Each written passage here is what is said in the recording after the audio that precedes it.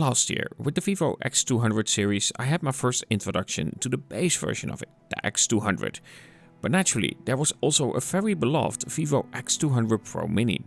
This year, that Pro Mini isn't there, but this X300 base version is every bit of the Pro Mini now. So let's discuss what makes this again such an amazing package, because when I'm saying I'm impressed, I mean it.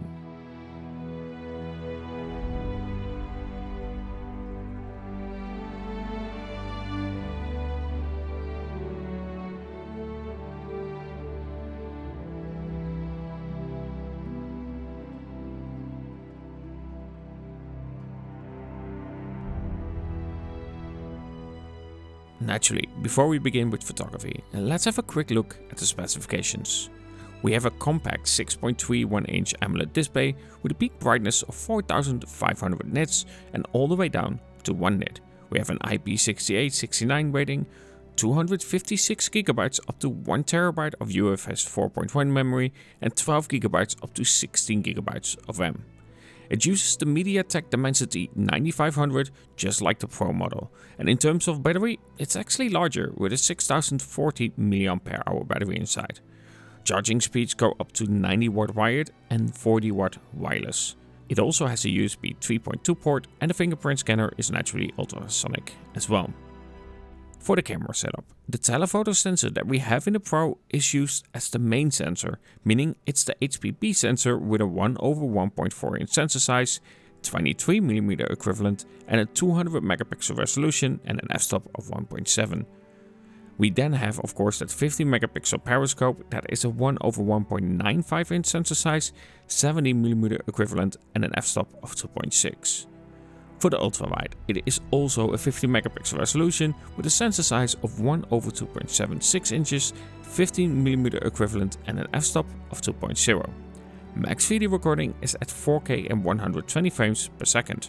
Now here's the amazing part, that log video recording with 4K 10-bit log at 120 frames per second can also be done on the X300 as well with the main sensor. 60 frames per second will also add that ultra-wide as well. But for now, when it comes to log recording, there is no feature for the periscope.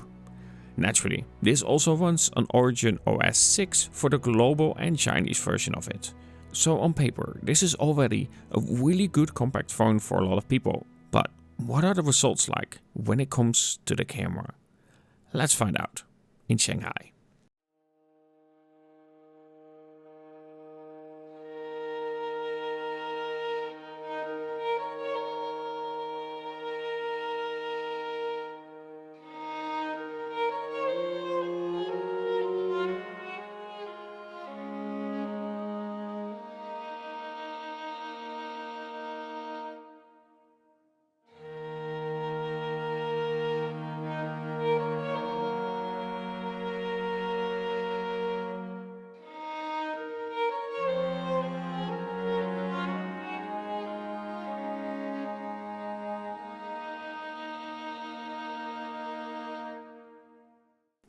Naturally, while I'm here in Shanghai, I have the opportunity to test out a very different environment compared to what I'm used to, which makes it a really nice challenge for me to attempt to get the best shots I can.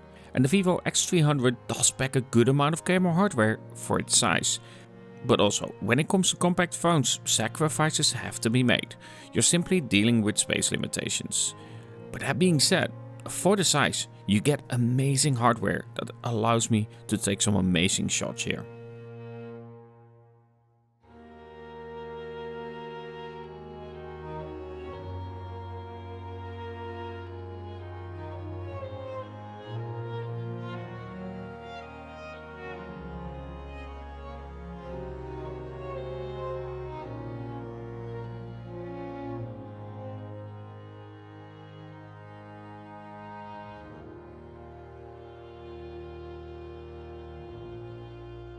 Now there are some posts on Twitter where you see a lot of AI interference on the shots. This naturally, however, is also down to the user. In this case, you can simply turn it off. Even more so, when you start the camera for the first time, it will give you a prompt on what you want. Do you want AI or not? And if you want more natural non-AI images, you can turn this off right there in the camera settings. And we all know how I feel about AI stuff in photography, so it definitely goes off. But if you want enhanced buildings, it should be fine enough. Algorithms are pretty decent with it, and if you care less about it, it's fine. However, for me, I'm not a big fan of AI and photography. It just doesn't feel right.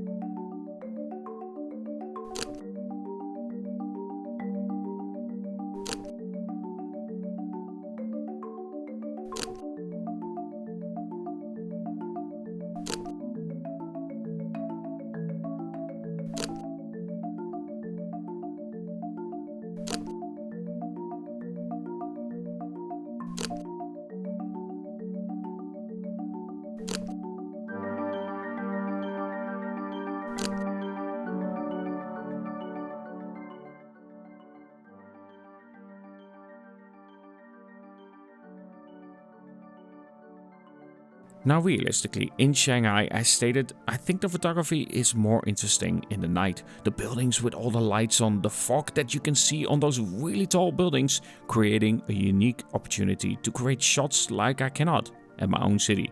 And it makes low light photography more interesting for me. It also helps that I do feel safer here than my own city, to be fair.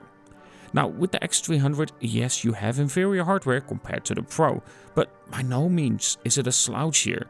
Yes, sometimes it's brighter than reality, and with the ultra-wide, parts can look soft around the edges.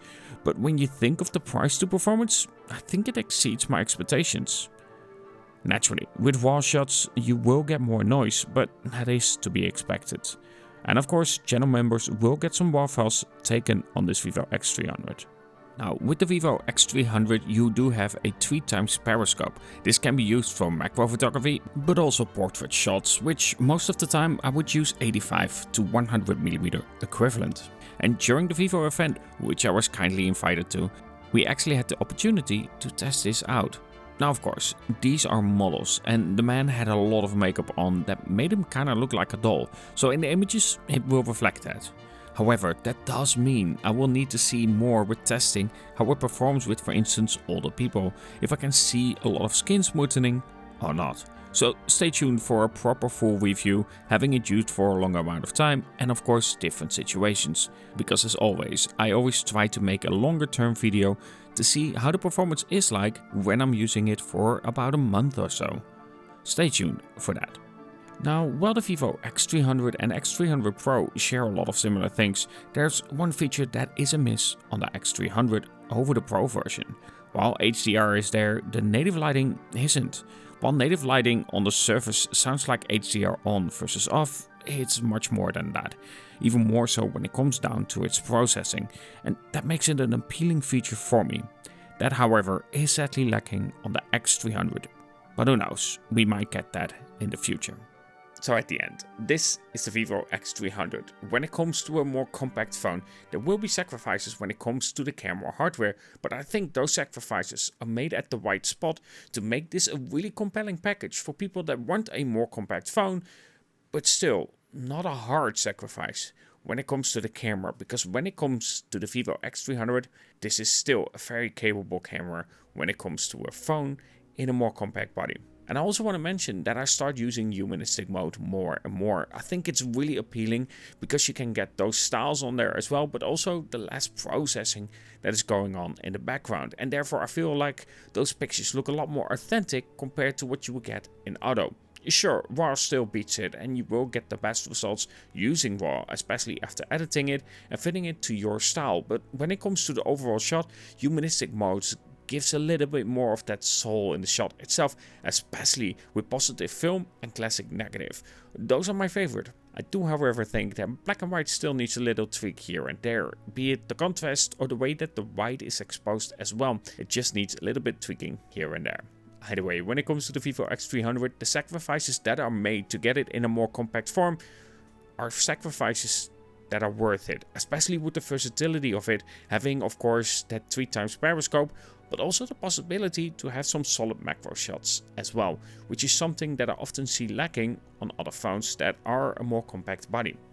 Either way, let me know what you think about the Vivo X300 and the camera performance, and let me know if you have any questions about the device itself, because of course I'm still early in the use of it, so I need to see more and more how it performs in different situations, especially when it comes to portraits, where of course when it comes to those models we had very smooth skin on them, and therefore it's hard to judge how it really performs with people that have some effects on the skin itself, because no human is perfect, and of course hiding it with makeup makes it really hard to properly judge the capability of it in portrait photography.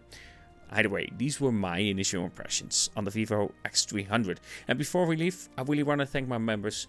Thank you so much for the support you guys have been giving me. It really means a lot for my channel, and if you want to become a member and get access to RAW files shot on, for instance, the X300 and some other phones, you can of course click join somewhere below.